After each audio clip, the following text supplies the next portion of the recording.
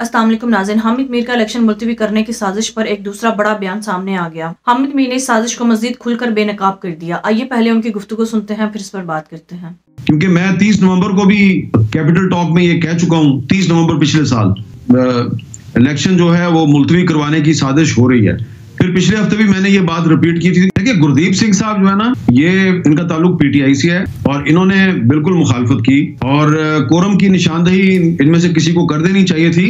लेकिन मेरा ख्याल है कि इन्होंने कोरम की निशानदेही इसलिए नहीं की कि हाउस में लोग ही 10-12 थे और बाद में 14 हो गए जब एक आधा मेंबर और आ गया। तो आज जो मजमूई तौर पर सूरत हाल बनी है वो ये सूरत हाल बनी है कि बलोचिस्तान अवामी पार्टी के कुछ सेनेटर साहिबान जो हैं, उन्होंने कुछ आजाद सेनेटर साहिबान के साथ मिलके तो सेनेट के ईवान में से एक 12-13 साथियों की मदद से एक करारदाद तो मंजूर करवा ली। लेकिन उनकी जो ये हरकत है, इसके नतीजे में आपने देखा है कि आज बहुत अरसे के बाद मुस्लिम लीग नून, पीपल्स पार्टी और पाकिस्तान तहरीक इंसाफ, ये तीनों पार्टियां आपको एक पेज पे नजर आ रही हैं और तीनों पार्टियां कह रही हैं कि 8 फरवरी को इलेक्शन का इल्तवा एक साजिश है और हम इस साजिश को कामयाब नहीं होने देंगे। तो ये मेहरबानी है उन सब लोगों की जिनके कहने पे ये करारदाद पेश हुई और फिर मंजूर हुई। उन्होंने आज इन 3 बड़ी पार्टियों को इकट्ठा कर दिया और मैंने देखा मुस्लिम लीग नून के और पीपल्स पार्टी के कुछ सेनेटर जो हैं वो गैलरी में बाहर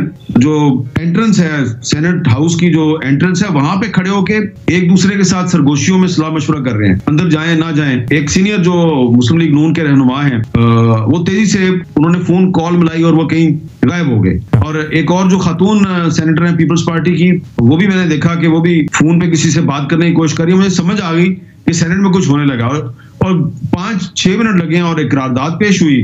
देखें, आज जुमे का दिन था और सेनेट का इजलास जो है वो सुबह शुरू हुआ था और जब जुमे की नमाज का वक्त हुआ तो इजलास थोड़ी देर के लिए मुलतवी हो गया।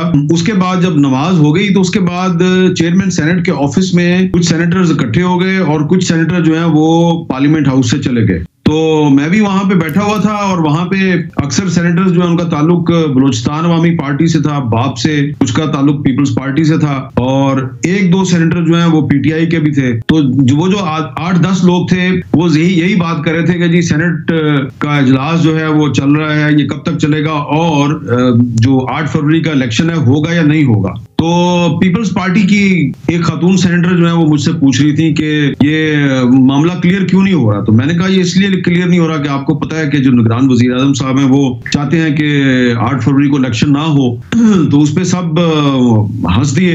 ये जितने भी सेनेटर थे इनमें से 5-6 सेनेटर खुद इलेक्शन लड़ रहे हैं बलोचिस्तान से और कोई कौमी असम्बली का उम्मीदवार है, कोई सूबाई असम्बली का उम्मीदवार है। तो ये चेयरमैन सेनेट को बता रहे थे जी, कोई बता रहा है जी मेरे कागजात जो है वो मंजूर हो गए, कोई बता रहा है जी मेरे पे ऑब्जेक्शन खत्म हो गई है। चेयरमैन सेनेट सादिक संजरानी साहब ने खुद मुझे बताया कि हम 35 सीटों पे अपने उम्मीदवार खड़े कर रहे हैं, बलोचिस्तान असेंबली की 35 सीटों पे। तो वो पूरा माहौल जो है ना, उसमें मुझे कहीं पे शायबा तक नहीं मिल रहा कि ये अभी थोड़ी देर में जाके तो एक सेनेट में रेजोल्यूशन मंजूर करेंगे। मेरे साथ किसी ने जिक्र नहीं किया और ना ही हमें यह पता था कि अब इजलास दोबारा होगा। उसकी वजह यह है कि कुछ सेनेटर्स को रोका गया कि आप रुक जाएं, हमने खाना खाना है। कुछ सेनेटर जो है वो इजाजत लेके जा रहे थे और कुछ सेनेटर पूछ रहे थे कि आज इजलास जो है इसके बाद दोबारा होगा या नहीं होगा और किसी को नहीं पता था कि ये थोड़ी देर में कोई करारदाद आने वाली है। तो एक सेनेटर साहब से मेरी बात हो रही थी और वो मुझे बता रहे थे जी कि बलोचिस्तान में इस दफा एक मखलूत हुकूमत आएगी और मैंने उनसे पूछा कि फिर आप सेनेट की सीट से इस्तीफा दे देंगे। उन्होंने कहा हाँ, मैं सेनेट की सीट छोड़ दूंगा और मैं सूबाई असेंबली का मेंबर बन जाऊंगा। उनका ये ख्याल था कि सादिक संजरानी साहब जो हैं वो चीफ मिनिस्टर के उम्मीदवार हैं। तो हम हंस खेल रहे थे और सादिक संजरानी साहब भी हमारे साथ हंसी मजाक कर रहे थे। अचानक थोड़ी देर में सादिक संजरानी साहब के पास कोई बंदा आया, वो बाहर चले गए और उसके बाद वो 10-15 मिनट तक जब वापस नहीं आए और फिर आहिस्ता आहिस्ता मैंने देखा कि सेनेट के जो मेंबरान हैं वो उठ के जाने लगे हैं। मैंने पूछा भाई आप लोग किधर जा रहे हैं? कहा जी कि सुना है कि इजलास हो रहा है नीचे और कोई ज्यादा से ज्यादा 7 या 8 मिनट लगे हैं। अचानक सेनेट का इजलास शुरू हुआ और जब इजलास शुरू हुआ तो उसमें 10-12 लोग थे और वो करारदाद दिलावर खान साहब ने पेश की और दिलावर खान साहब के बारे में सबको पता है कि उनकी कोई पार्टी नहीं है, वो चेयरमैन सेनेट के करीबी दोस्त हैं। पहले वो मुस्लिम लीग नून के साथ थे, फिर उन्होंने मुस्लिम लीग नून को खैरबाद कह दिया, वो यूसुफ रजा गिलानी साहब के साथ जाके बैठ गए, फिर उन्होंने यूसुफ रजा गिलानी साहब को भी खैरबाद कह दिया। तो टोटल हाउस में 14 मेंबर थे, 14 में से 12 जो है उन्होंने सपोर्ट की और फिर बाकी जो सेनेटर साहिबान हैं जो अंदर इजलास में नहीं गए, उनका फिर जब कांटेक्ट हो गया अपने साथियों के साथ, तो उन्होंने फिर कोशिश की कि अब हम दोबारा एक नई करारदाद लेके आए और जो ये पहले करारदाद 12 लोगों ने मंजूर किया, हम इसको मुस्तरद करवा दें।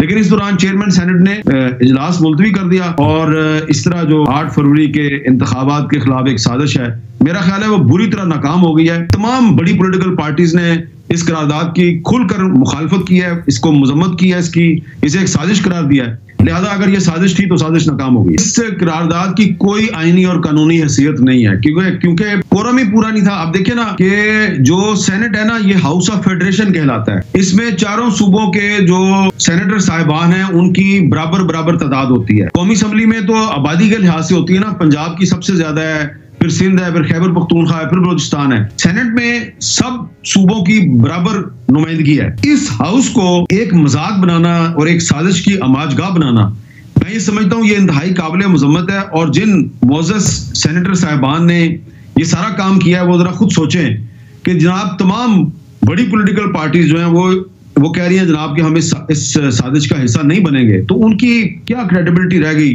अब जब वो बलूचिस्तान में या जो साबक फाटा है वहां किसी हलके में जाएंगे इलेक्शन लड़ने, तो वोटर जो हैं वो उनके बारे में क्या सोचेंगे। ये तो वही सेनेटर साहिबान हैं जिन्होंने सेनेट में कहा था कि इलेक्शन मुलतवी किया जाए, अब ये हमसे वोट मांगने आ गए। तो लेकिन ये बात दुरुस्त है कि बहरामंद तंगी साहब जो हैं वो एक बड़े पुराने पॉलिटिकल वर्कर हैं और वो पीपल्स पार्टी के वोटों से सेनेटर बने हैं। उन्हें पीपल्स पार्टी की पॉलिसी के मुताबिक चलना चाहिए था। लेकिन अब अगर वो दावा करें कि मैंने मुखालफत की है तो अब उनको सबूत देना पड़ेगा, क्योंकि हमने तो उन्हें मुखालफत करते हुए नहीं देखा, हमने तो उन्हें खामोश देखा है। लेकिन अगर वो कह रहे हैं कि मैंने मुखालफत की है तो उन्हें कोई सबूत देना चाहिए। अगर खुलकर डंके की चोट पर मुखालफत की है तो वो सेनेटर अफनानुल्लाह ने किया है और उन्होंने उनको जो बीएपी के जो सेनेटर हैं उन्होंने उनको रोकने की कोशिश की, उनको हुटिंग की उन पर।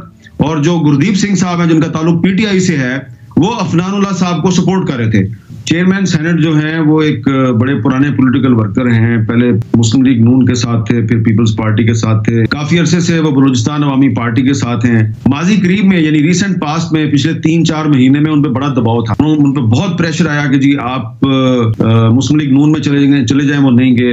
उन पर यह भी प्रेशर आया पीपल्स पार्टी में चले जाएं, वो नहीं गए। उन्होंने कहा कि जी हमने जो पार्टी बनाई है छोटी सी है बीएपी, हमने इस पार्टी को खत्म नहीं करना।